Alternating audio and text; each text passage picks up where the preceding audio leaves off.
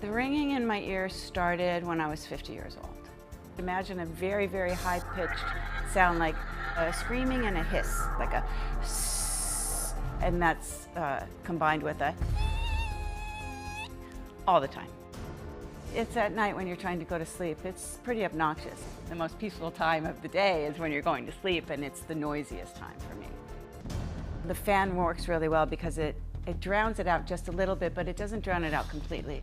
The thought of living a lifetime with, I'm hearing it right now, is really disturbing. I just cannot fathom that there isn't a remedy for this. Hey, Dr. Orden, I have this terrible ringing in my ears. Are there any new treatments out there for it?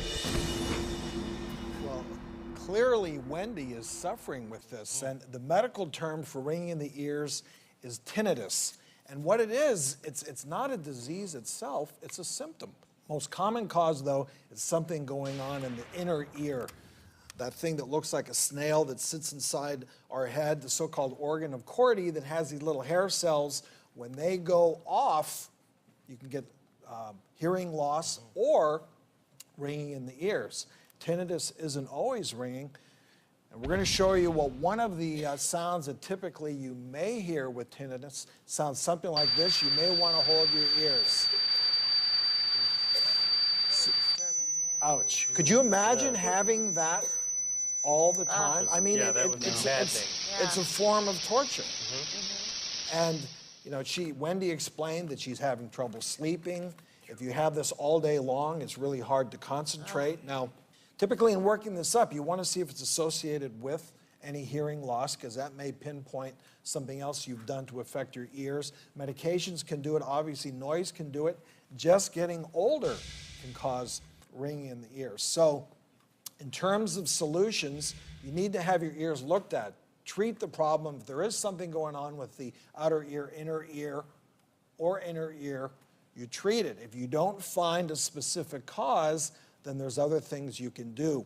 And what Wendy is trying is what we call masking.